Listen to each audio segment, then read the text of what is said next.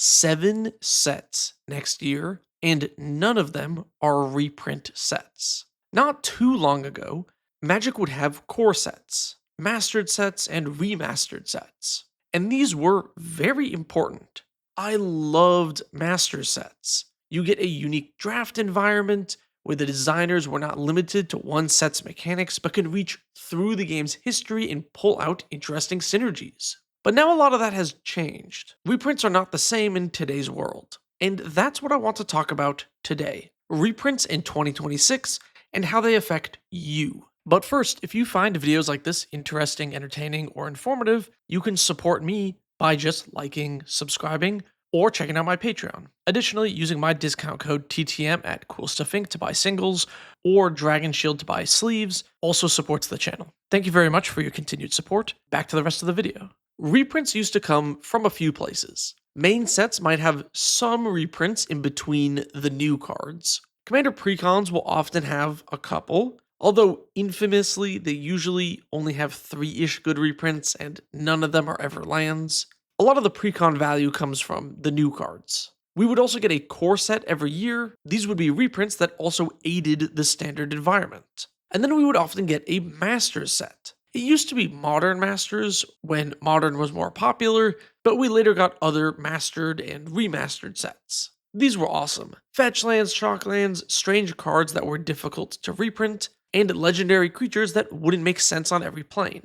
The beauty of these master sets, or core sets, is that they could basically put any card in it, regardless of where the story was or what block we were in. Additionally, putting cards into a regular priced pack, or slightly premium pack in the case of master sets, was the best way to tank the price and get those into players' hands. So where are reprints now? Well, next year we have 7 sets, which do not include any reprint sets like we had in the past. And instead of a new annual core set, we have foundations. This is like a core set, but instead of changing every year, this one set is reprinted for 5 years. So this set will be within the whole 5-year standard rotation. Now that does mean these specific foundations cards are going to get printed a ton and tank in price, but it does mean everything else is going to tick up. Commander precons are another place we get reprints. They help keep the price of staples down. Sol Ring, Cultivate, and Arcane Signet would surely be more expensive without regular reprints and precons. Additionally, they'll reprint other useful cards. Edge of Eternity's commander decks had Cyberdrive Awakener and Mazarek, but precons don't really solve our reprint problem. Yes, it is 100 cards, but a large chunk of those are the staples, basics, and then the new cards for precons, which then creates new cards that will eventually need a reprint.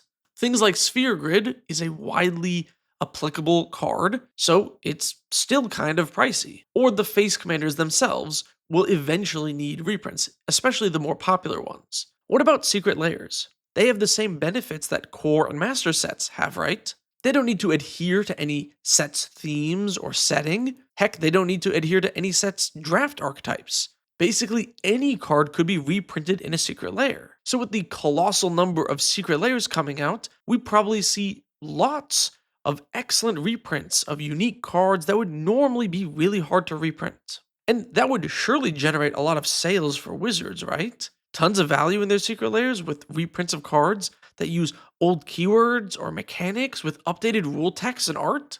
Oh, what's that, Wiley? They don't do any of that and instead just reprint Command Tower and Sol Ring over and over again? And Secret Lairs are basically just scams which are now completely worthless? Well, that sucks. For legal reasons, I don't think Secret Lairs are actually a scam, but Secret Lairs do feel like a dishonest scheme to gain money. I was going to make this into its own video, but I didn't have too much to say, so I'll just sum it up here. Secret Lairs are usually full of cards that already have cheap, obtainable printings. Countless Sol Rings, Command Towers, and bulk nothing cards. Yeah, we get the occasional random reprint that's okay value, but it's almost always tied to other nothing worthless reprints. And please don't comment about how those individual reprints of bad cards can be scalped and sold for 40 bucks or whatever. Even if you can make your money back on a Secret Lair, it doesn't make it a good reprint. This defeats the purpose of reprints. Reprinting a card makes an expensive card cheaper and more accessible. This is the opposite. You're printing an expensive version of a already cheap and worthless card. And secret layers with exclusive cards create even more problems because this is a super limited edition card that now really needs a reprint. I hate secret layers so much. Do not buy them. They are effectively always not worth it. Just proxy the unique cards. How about bonus sheets? Those are reprints, right? In the past, we had some crazy good bonus sheets. Remember Strixhaven? Not every card in the bonus sheet was a banger, but there were some great reprints. Demonic Tutor, Teferi's Pro, Natural Order, and more good cards. Plus, there was one in every pack. In Avatar, we got a few good reprints as well. Great Henge, Force of Negation, Teferi's Pro, again. But they're not in every pack. It's quite a bit less frequent. Spider-Man had a bonus sheet as well, with much weaker options. Opposition Agent, Parallel Lives, and Reanimate are the most valuable reprints, and Opposition Agent isn't even a $20 card. Also, both of these have Heroic Intervention, and the next Marvel set will have 3 more Heroic Interventions for some reason. Force of Vigor is in the new Marvel set, and the Avatar Secret Lair, and the Breaking News bonus sheet. Ponder was in the bonus sheet and again in the Avatar Lair. Unexpected Windfall was in the Sonic Secret Lair and the Spider-Man bonus sheet. Mindbreak Trap was in the Breaking News and is now in the Marvel bonus sheet. My point with all these examples is, in all of these different places where we're supposedly getting reprints, we're getting a lot of the same card, which means we could instead be seeing more cards get reprinted, but sadly don't. It's just the same cards that are getting hit over and over again. And after it gets reprinted and tanks in price once, it really doesn't need another one for quite a while later. Don't get me wrong, I like the idea of making Heroic Intervention a cheaper card, but does it need to take up all of these bonus sheet slots? Additionally, can we get rid of some of the duds and get more high value reprints? Like, I get Kang the Conqueror is on Dig Through Time. You know, he messes with time, Dig Through Time. Got it. But Dig Through Time has like 100 reprints and is a 18-cent card. As far as cards with time in the name that this could have been, there are dozens of more expensive ones. Why didn't we get a Time Warp?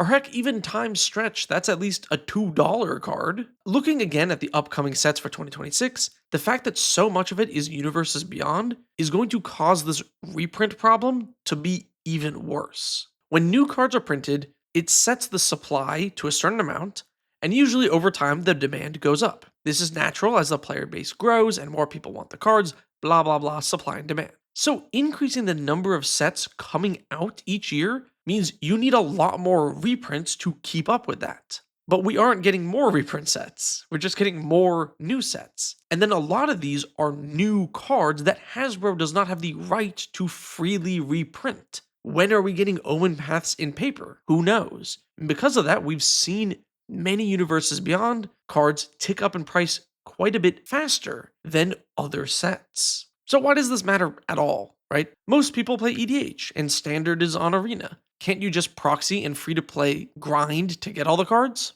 And yes, this is true. I'm very pro-proxy on this channel. If Wizards won't reprint a card because they didn't future-proof the game and make it so that they legally can just print as many of these as they want, you should not have to pay scalper prices to participate in the game. That is a mistake on their part. Piracy is a service issue. That said, none of that excuses Wizards for making the price of the game go up. And sadly, it still does affect paper competitive formats, which are already struggling in recent years. I also worry about the game's perception in the future. What happens when a Doctor Who fan wants to buy the Meep for their commander deck, and they're told, oh, sorry, it's $20 for one single card because this came out in a limited edition thing that came out years ago, it was super hard to buy, and now it's gone forever. You have to pay scalper prices. And that's one random example of a card that happened to trend up in price quite a bit. It's not even that old. And the Meep isn't even a good card. Compare that to the 14th Doctor, which is already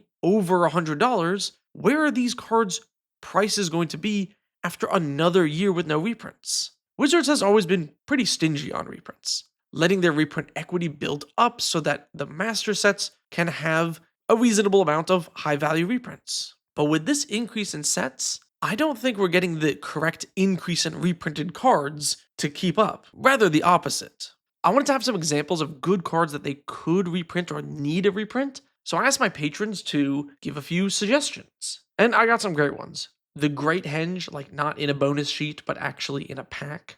Esper Sentinel, oh my god, a lot of those Modern Horizons cards need reprints. Mox Opal would be a great reprint because they unbanned it. Surveil Lands, those cards have not been out for that long, and man, they need it. Triomes as well. Battle Bond Commander Lands, these should be reprinted into the ground. They should be in every precon. Mental Note, which yes, this card does need a reprint. It sees pauper play and is hard to get your hands on.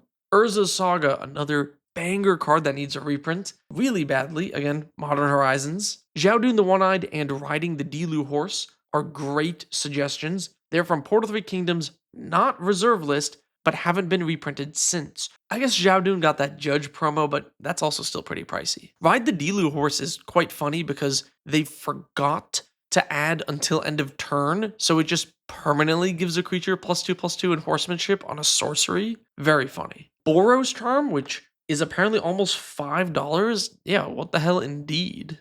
The Evoke Elementals, mostly Solitude. The Game Knights and Jumpstart cards. Yeah, Avatar of Growth is over $20, which is pretty crazy. I didn't even know about some of these. Throne of Eldraine, another really good card that does need a reprint. Yeah, those were just some suggestions that my patrons randomly thought of, and I agree with all of them. They're really good cards that need reprints, and I don't think any of these are going to get reprinted next year. So what should you personally do? Well, there are a few schools of thought. Some people think that this is a good thing, and you can just buy everything when it comes out and scalp it later, which leads to two problems.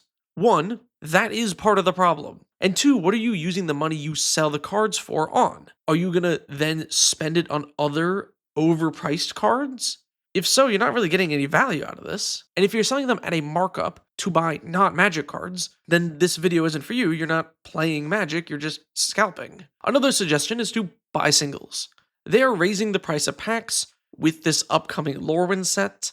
These are already a gamble in terms of getting the cards you want, and now the minimum bet just went up. So go to Cool Stuff Inc., use my code for a discount, buy some singles. Please don't buy sealed product. Additionally, you can dig deep. Find some budget options. With a larger pile of cards, one benefit is more things might get overlooked. I'm still discovering new cards from Brothers War Commander, like Wondrous Crucible. Not sure what deck this is going in yet, but it is very neat. With all these new sets coming out, which might have accompanying Commander products or Jumpstart products, there are probably lots of random useful cards that will escape the hype and fly under the radar, remaining cheap. I do want to also acknowledge that I could be wrong. Is this Hobbit set going to have a ton of reprints? I hope so. It would be awesome if the One Ring was more accessible to players. But I would be shocked if we got reprints of the same exact characters in the same cards. Same with Reality Fracture.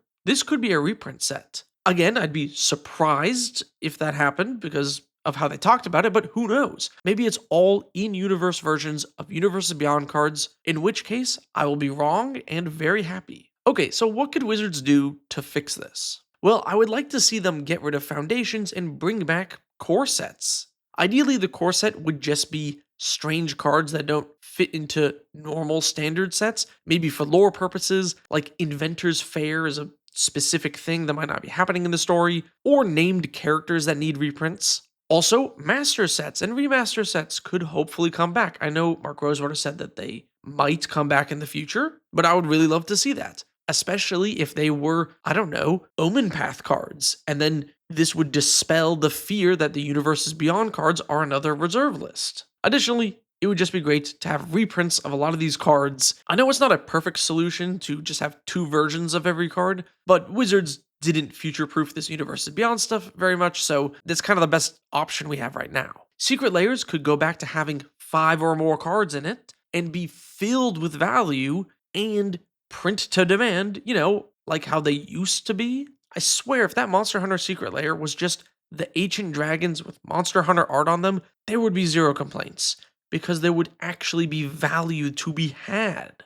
Additionally, they can just jam-pack the bonus sheet with good cards. If you're not going to put a bonus sheet card in every single pack, don't have duds. Make them all high-value reprints. You have so much reprint equity now, you'll never run out of high-value reprints. Another thing is just to print less sets. Players can only spend so much money each year, and by having less total sets, less total products, more players can allocate more money to each set. Therefore, they'll have more of the cards that they want while the cards are in print. This also can help boost the sales for those individual sets. I wonder if this year we're going to see sales of sets fluctuate if one is not particularly popular and the next one that's coming out pretty soon is. Magic has gotten a decent bit more expensive in recent years. Now, with the focus on collector products and increases in prices and all of that, it's going to get a little bit worse. And I do worry about how the game is going to be perceived by potential players, how young players might be priced out of the game. I'm a little concerned at what the game is going to look like financially after next year. Don't get me wrong, I don't think Magic is going away anytime soon. I just think it's going to get a little worse before it gets better. Let me know your thoughts below. Additionally, Patrick P asks, what is the most popular 2025 commander that is your least favorite? I want to say Eshki Teemer's Roar. This card is the epitome of does everything and is so boring. This is like one of my least favorite designs for a commander. It draws a card if you cast a spell that is power 4 or greater, which is like not hard to do in Teamer colors, so it's just card draw. And then if that power is 6 or greater, she'll deal damage equal to her power to each opponent. If it was just that, it would be okay at least. But the first line, whenever you cast any creature, not a big one, just whenever you feel like casting a creature, Eshki puts a counter on herself. So instead of this neat deck where you want to play high cost creatures like the Gear Hulk that then puts counters on her, not that you don't want to play that in the deck, but where you focus on things like that, instead it's just, whatever, just put big creatures in the deck. Big creatures in your Teamer deck, that's all you need. And then it does everything for you. It tramples past blockers and burns your opponents directly. It draws you cards. All you got to do is poop out creatures in Teamer colors, which is like the creature pooping out color combo. It's crazy boring. I genuinely think there's nothing interesting to do with this card. It's just my least favorite one. Thanks for watching. If you want to be in the credits here like this, ask questions like that, or check out any other perks, click the link below to check out my Patreon.